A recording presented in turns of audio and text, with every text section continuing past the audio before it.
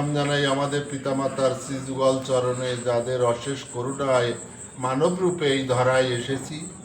প্রণাম জানাই বাবা হরিচাঁদ শান্তি মাতা, বাবা গুরুচাঁদ মাতা সত্যভামার শ্রীযুগল চরণে।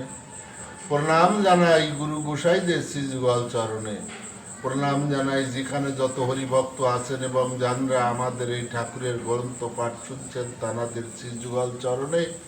আমাদের এই ঠাকুরের গ্রন্থ পাঠ চলাকালীন যদি কোনো ভুল ত্রুটি হয় নিজ গুণে ক্ষমা করে দেবেন, আশীর্বাদ করবেন আমরা যতদিন বেঁচে থাকি যেন ঠাকুরের নাম করতে পারি। জয় হরিবল। শ্রী শ্রী হরিনীলামৃত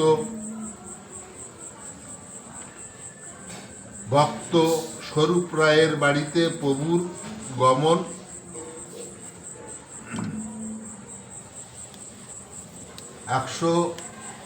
169 পৃষ্ঠা।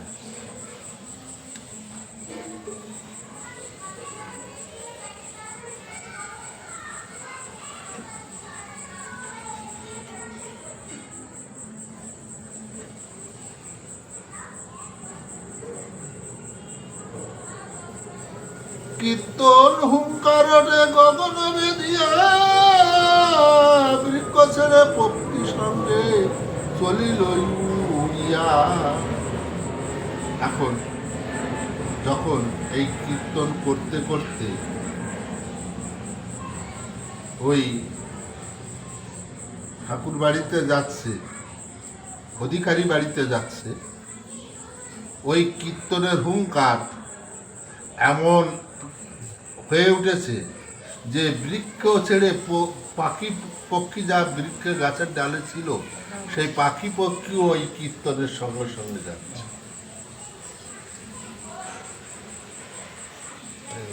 শূন্যে উড়ে যায় পক্ষী ভক্তের সঙ্গ, গ্রাম্য পশু বন্য পশু যে শূন্যে উড়ে যায় পক্ষী ভক্তের সঙ্গ, জ্ঞান হয় দেবতারা হয়েছে বিহঙ্গ। গ্রাম্য পশু বন্য পশু যে ছিল যেখানে, কীর্তন শুনিয়া ধারা বহে দু নয়নে। দেখো পশু দেখ ঈশ্বরকে কত ভক্তি করে, আর আমরা এই মানব জনম দুর্লভ জনম, এই মানব জনম হচ্ছে শ্রেষ্ঠ জনম, এরপরে কোনো জনম নেই। এই মানব জনমে আসতে গেলে 84 লক্ষ যোনি ভেদ করে তবেই এই মানব জনম হয়। এই মানব জনম নেওয়ার আগে 84 লক্ষবার তোমার জন্ম নিতে হবে, বিভিন্ন রূপে, গাছপালা কীট পতঙ্গ এই সমস্ত রূপে। তাহলে এত কিছু জন্মানোর পরে তুমি মানব জন্ম পাচ্ছ।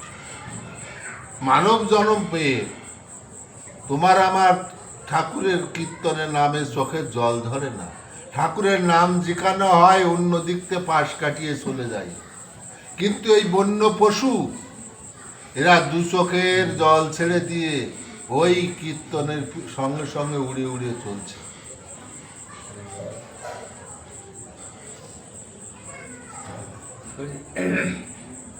পুকুরা হইতে যান বোয়ালিয়া হাট, দোকানিরা দেখে শুনে কীর্তনের না।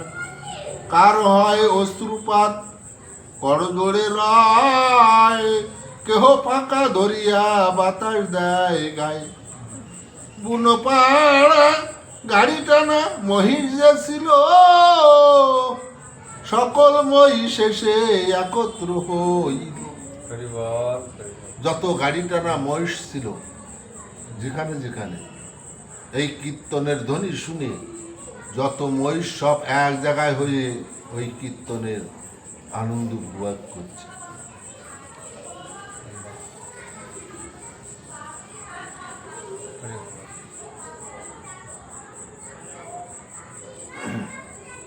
কীর্তনের ধ্বনি শুনি ঊর্ধ্বমুখ হয়ে, ঊর্ধ্ব কর্ণ করি যায় পতা গলি।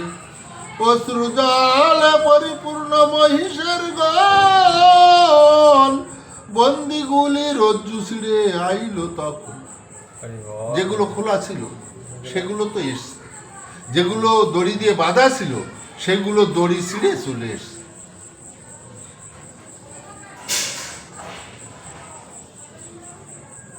তারা ঠাকুরকে, ঠাকুরের ভক্তকে কত মানে, শ্রদ্ধা করে, তারা দেখতে পায়, দেখে। আর আমরা কোথাও সাধু ব্যক্তি যেতে গেলে তার সামনে যেয়ে প্রণাম তো করা দূরের কথা, ভালো মন্দ তো জিজ্ঞেসই করি না, উল্টে অন্য দিক থেকে ঘুরে চলে যাই। পারলে একটা ডিল ছুঁড়ে মারলে আরো ভালো হয়।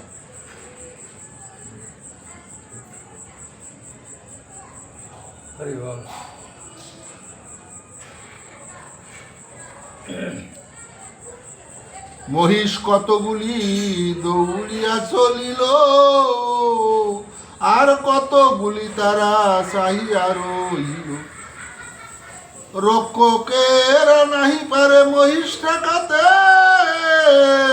বহু পরে ঠেকাইল অনেক কষ্টেতে।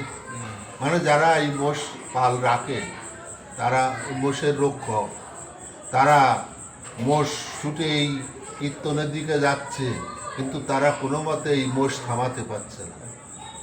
অনেক চেষ্টার পরে তারপরে তারা তাদের থামায়।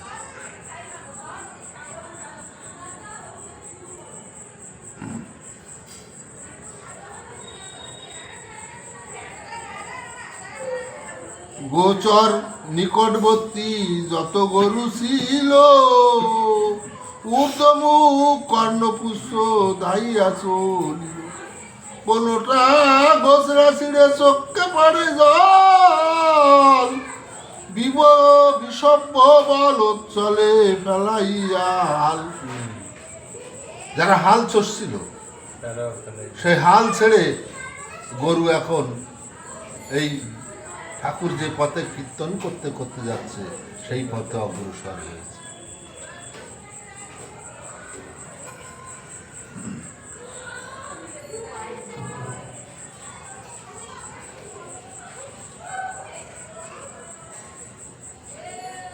বৎস গাবি একত্র হইয়া দেয় লম্ফ, তাতে যেন হয় বাসুকির পানা কম্প। পুরুষ তুল লাগিয়াছে জীবাদি জন্তুর, সংকীর্তন সঙ্গে চলে যতে কুকুর। দেখো এই যে কুকুরগুলো দেখবা, এই শঙ্খ সিংহে ডাঙ্কা কাশ বাজাতে লাগলেও ওরা ওর সঙ্গ মুখ দিয়ে কীর্তন করে, ধ্বনি দেয়।